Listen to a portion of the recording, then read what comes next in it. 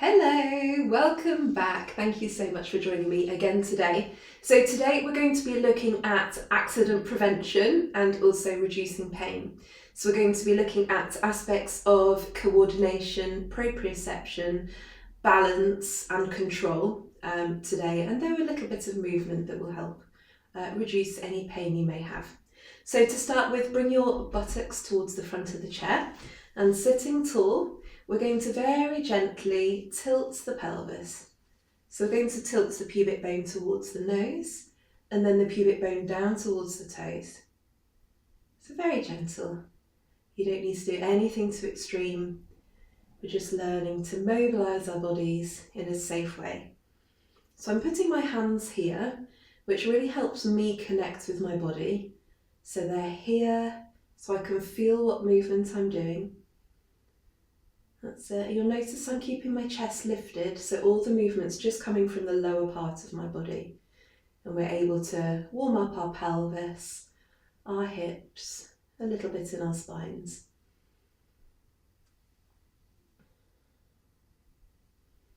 And then we're going to bring our pelvis to somewhere in between the two extremes and circle our shoulders. So bringing them forward, up, back and down.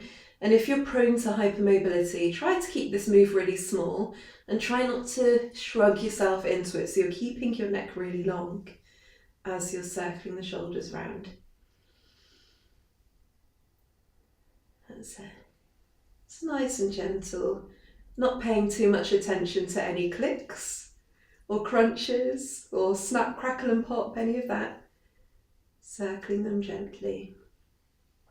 And while you're here, think about what you're doing with your body. Have you suddenly arched your back? Have you suddenly sunk into it? Still keep everything tall while you're moving your shoulders.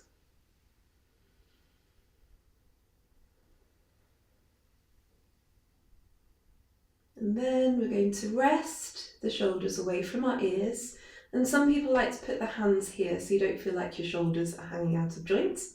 And we're going to draw a little circle with our noses. So think 5p piece to start with. It's a very small circle. Some people like to close their eyes when they're doing this.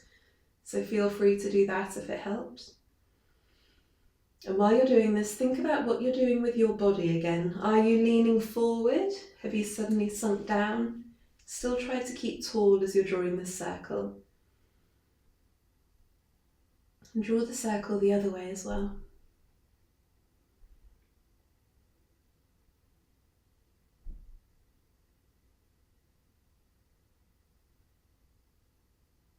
That's it. So that's a very slight mobilisation of your neck. It's teaching your body to move with small, controlled movements. And then bring yourself back.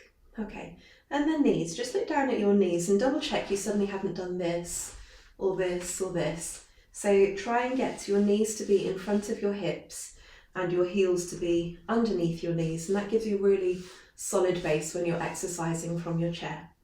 Okay, so box breathing. We've not done this in a while. This is something really helpful for you if you might be feeling anxious about joining this class now. You might have had a really busy day, or you might just be feeling absolutely exhausted and your body is in fight or flight mode and you want to relax or regulate the autonomic nervous system.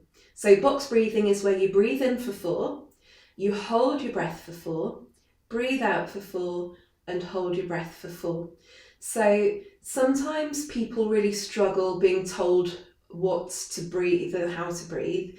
If that is you, please just make sure you're breathing. You could take a moment to have a cup of tea here if this doesn't feel good to you.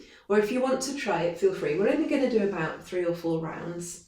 So let's start. So we're going to breathe in together for 4. So breathing in, 2, 3, 4 and hold. 2, 3, 4. Breathing out. 2, 3, 4 and hold. 2, 3, 4. Breathing in. 2, 3, 4 and hold. 2, 3, 4. Breathing out. 2, 3, 4 and hold, 2, 3, 4 and in, 2, 3, 4 and hold, 2, 3, 4, breathing out, 2, 3, 4 and hold, 2, 3, 4, and then allow yourself to close your eyes and take some deep and full breaths. So you're soothing your body right now. And this box breathing is really good for just soothing anxiety and pain. It's a great way to prepare yourself for movement. So we're just trying to stay underneath the radar of any reactions to exercise here.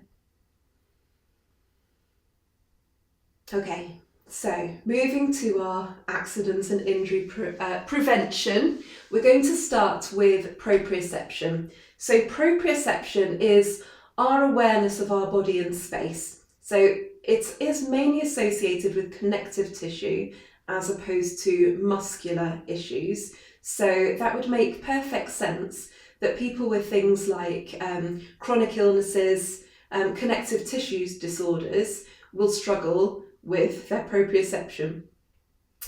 And also when we're in pain, our proprioception diminishes. Okay, so quite often the pain response is to try and avoid or switch yourself off from what's going on in your body. It's just a protective mechanism. It's like you want to chop your head off and disconnect it away from whatever's going on here. So people in pain, connective tissue disorders, those who have poor proprioception are often prone to trapping fingers in doors, car doors in particular, tripping over their own feet, and walking in and out of doorways and smacking the shoulder against the door. Okay, so these are all really common things to do if your proprioception is poor. So we're going to start with either closing your eyes or gently gazing, softening your gaze towards the floor. Okay, so you're trying not to look at what your body is doing. And then I want you to think about the weight distribution of your buttocks on the chair.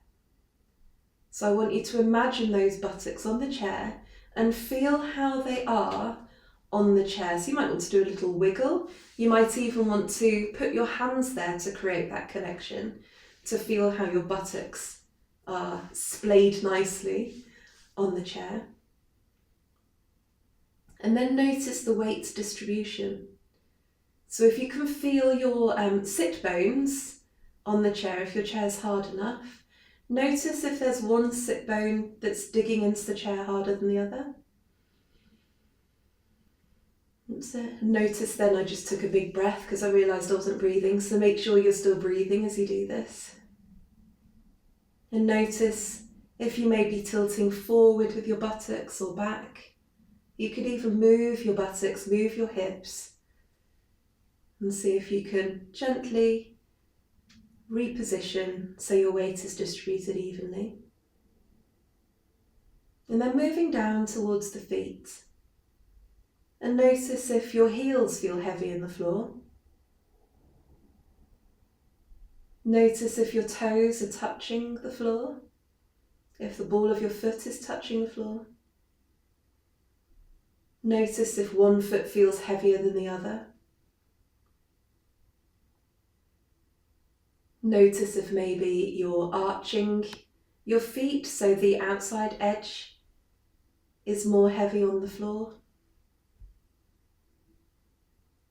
So you might even want to wiggle your toes to create that connection. So what we're trying to do here is we're trying to connect your mind with your body. Even looking down while you're wiggling can really help with that. And then moving gently up to your ankles. Does it feel like your ankles are straight? Or maybe they're pushing out slightly, or they could even be arching inwards slightly. Do you feel like your knees are moving outwards, or do you feel like they're straight? Do you feel like you might be clenching the muscles in your thighs or your calves? Or some people are gripping their glutes as a strategy to sit upright. So what we're doing right now is we're quieting the mind so that we can hone in on your ability to connect with your proprioception. And I like to call proprioception like your sixth sense. So it's very much your awareness of where your body is. So it's like a superpower that we all need. Okay, let's try some active exercises with this one. So we're going to bring the hands out to the side or wherever's comfortable for you. If you need to keep your arms low, feel free. And I want you to bring your thumbs towards each other first of all. So with your eyes closed, bring your thumbs towards each other. And you may need to do a bit of exploration first of all to connect the thumbs together and then open up. Now while you're here, just double check your shoulders are down and you're not lifting them to your ears as you bring the thumbs together.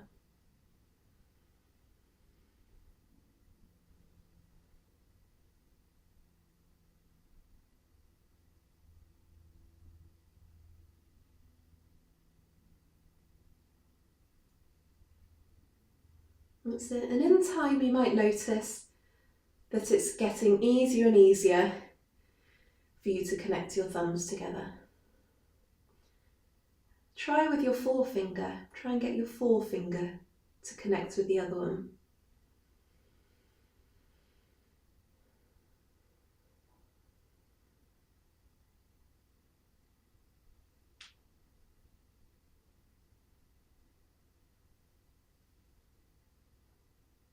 And then try with your little fingers, seeing if you can connect your little fingers together. Little fingers are generally harder to connect. So for some reason they just get forgotten about in everyday life, which means that you've disconnected from them. So what we're trying to do now is connect our minds with where we think our little fingers are in any space and time. Well, it's supposed to get easier as time goes on. There we go. And then when you're ready, relax the arms. Have a little shuffle if you need to. Okay, we're going to try the other way. So we're going to try one hand up and one hand down and then connect the thumbs in passing and then return the other way.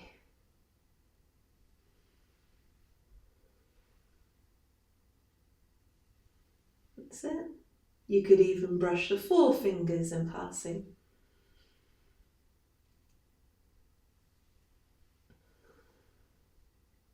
And please don't worry if you're miles away and you're really having to spend time finding where your body is. That's okay, in time it will get better. Try your little fingers in passing as well. That's it. And you may notice that your arms are getting tired. So let's rest there, have a little shuffle and take a moment to breathe. Okay, we've got another fun exercise for you to do. This is head, shoulders, knees and toes, okay? So you might have done this as a child and there would have been a very good reason for you to do this as a child in terms of connecting, enhancing your coordination and proprioception as a child. So it's really good, there's a reason for it. So what we're going to do is we're going to go with head, shoulders, hips and knees so we don't need to get all the way down to our toes, okay? So if you're comfortable to, shut your eyes or gaze down towards the floor and we're going to touch our heads and then our shoulders and our hips and our knees, and actually touching the head, the shoulders, the hips and the knees really helps your brain get in contact with those areas. So it's giving the feedback to your brain that that is where those limbs are. So we're going to go now from our head to our knees. That's it, with your eyes closed, head to knees. And try shoulders to knees. That's it. And try hips to head.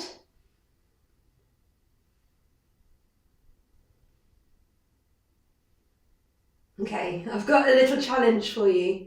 So you're going to go with your right hand, hip to knee, no, head to knee, can't even say it. And then with your left hand, you're going to go hip to shoulder.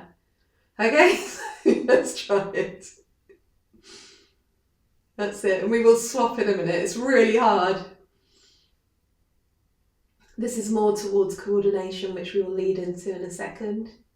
Try the other way. So head to knee on one side and shoulder to hip. That's it. You can probably see how hard my brain is working right now to do this one. Okay, take a break. Well done. Okay, so we're going to go into balance, and balance when you're seated is actually quite a challenge, okay, to enhance your balance when you're seated. There's all sorts of things that we could do. We're not going to explore this too much, but I just want you to be aware of balance and how you even need balance when you're sitting down. So while you're here, you're still using your balance, the weight of your buttocks on the chair, to stop yourself suddenly falling over.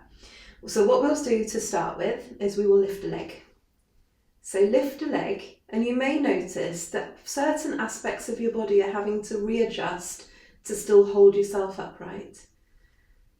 And that wobble that you might feel is really good. So that's your muscles adjusting and working hard to keep you up.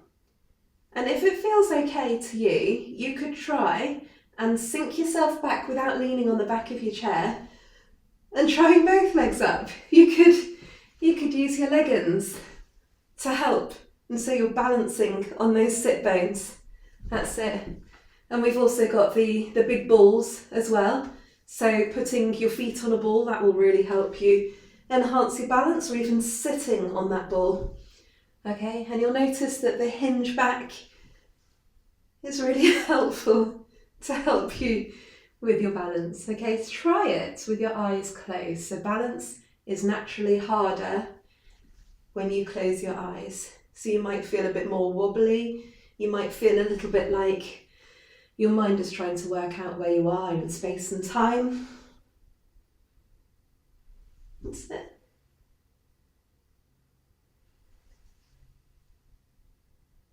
Well done. And you could even shift your weight towards one sit bone and then lift up, and notice how your body is having to work to hold you up. That's it. And then try the other sit bone. Now, for safety purposes, we're not going to go with one sit bone and no legs on the floor. Okay? Well done. Okay, so now we're going to look at coordination. So coordination is our ability to move different parts of our bodies together easily or well. Okay, so things like doing one thing with one arm and something else with the other leg.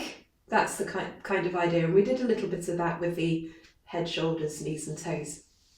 So to start with, we're going to try some arm raises. So sitting tall, once again, maybe even just activating the tummy a little bit. So pulling the belly back a little bit towards the spine. So you've got some nice stability going on. And we're going to lift an arm very gently and notice what you want to do in the rest of your body. So you may notice your shoulder wants to lift up.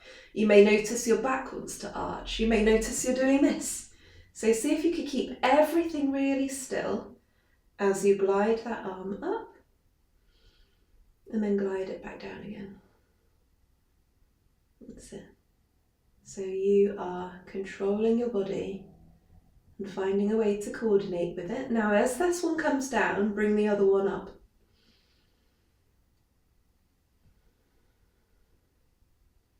That's it. And you may notice it's a bit harder not to arch. That's it. See what it's like to do both. So bringing both up. You may notice that your body really does want to arch with this one. That's it. So bringing both up, keeping the shoulders down, keeping the spine straight. And there was something my body really wanted to do then when I did this. I really wanted to do this. So you're still keeping the back of your neck nice and long. Okay, let's try, this is one of my favourites, the windmill. So bring one arm up and one arm down, and then swap midair, and then circle around, hooray! Okay, so crossing midair and circling around, that's it. And again, so remembering only to lift your arm to the height that's available to you. That's it, so please don't try to force any movements. Should we go the other way? Okay, so we're going to cross midair and cross again midair and then circle it the other way. That's it. Well done, let's do a few of those just to show how well we can do it.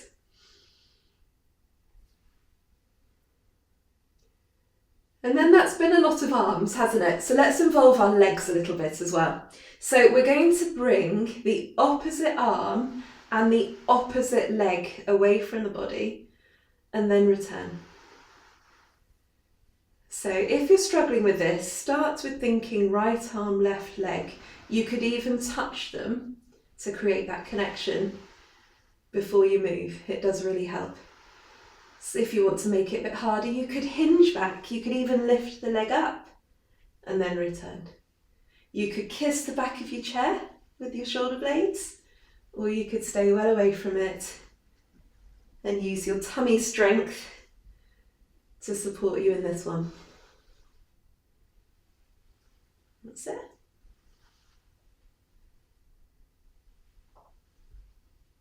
Okay, now we're going to try a few things in one go, okay? So that was very much a hinge, that's one movement, leg and arm. We didn't do much breathing there, did we? So we're going to include breath too. So we're going to breathe in as we C-curve. So let's do this one first. So breathe in as you come back, and then exhale as you come upwards. So breathing in and exhale. So that's two things. Let's bring an arm in, or both arms. So breathing in and exhale. That's it, breathing in. And then to confuse the mind, so we can really practice this, let's breathe in to prepare and breathe out to C-curve. And breathing in. And let's try one arm, one leg. So breathing out and breathing in. That's it. Who knew it could be so fun to work on your coordination? There we go.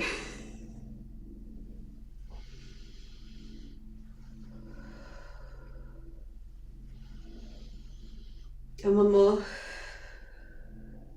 Okay, right, so that was your coordination. We're going to go now to control. So some of you may know that Joseph Pilates used to call his method of movement contrology. So it wasn't called Pilates, we were the ones who named it after him, but it's contrology. So it's teaching you to be in control of your body instead of at its mercy. So he strongly believed, and I've got some notes in front of me, so I'm going to read them, that every Pilates exercise must be done with complete muscular control.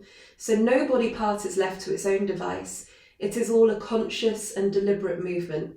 So this principle of control extends to the mind as well. So as you learn to use it to control your movements with intention. So you're using your mind to think about the movement you're doing so you can move with full intent. Okay, so people with MCAS quite often have hypermobility or EDS, and there's obviously a very common link between those two. But if you do have EDS or hypermobility, or you've got pain conditions, you tend to be a bit uncomfortable and you tend to squirm and click muscles, and this can cause injury. So what we're trying to do here is we're learning to slow things down and being a bit more mindful about what you're making your body do. So the first one we're going to do is a spine stretch. So it's a traditional Pilates exercise, but we're doing it from a chair. So starting with a seated position here, I want you to imagine that your tummy, you're being hugged from behind, so the tummy moves backwards as your spine moves forwards, okay?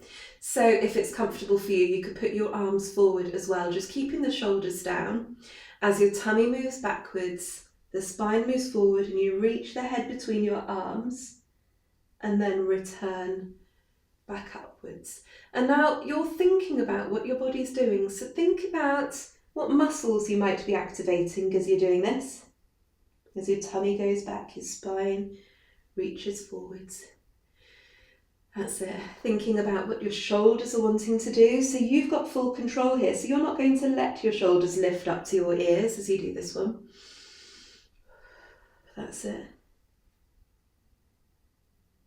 So quite often when people do spine stretch, they tend to go a bit too fast. They tend to go like this, really stretching and really going far, whereas there's no need to do it. So it's a very gentle tummy back and then return.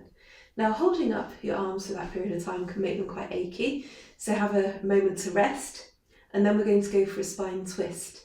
So quite often when we rotate, we bring the heads with us. So we're going to try and leave the head behind with this one.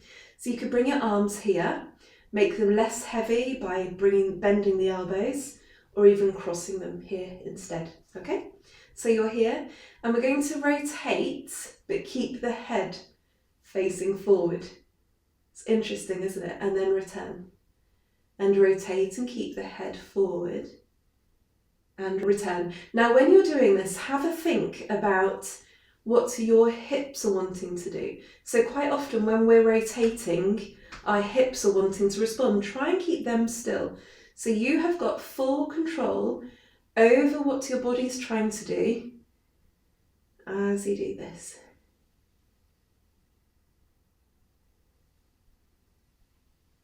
That's it.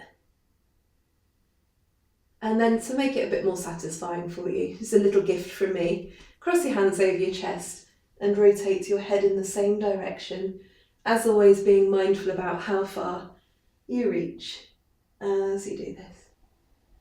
That's it.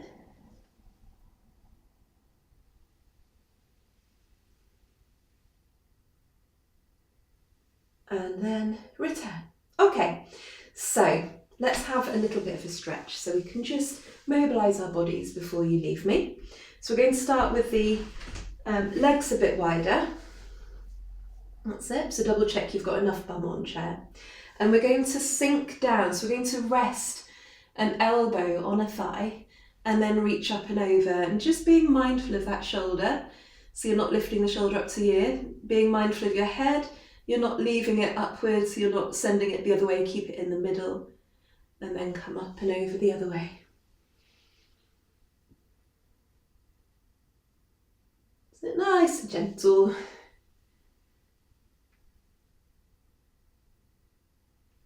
Well done. And then we're going to go into a very gentle cat and cow, so bring the legs a bit more together and arch the spine. And arch the spine the other way. So extend and flex the spine.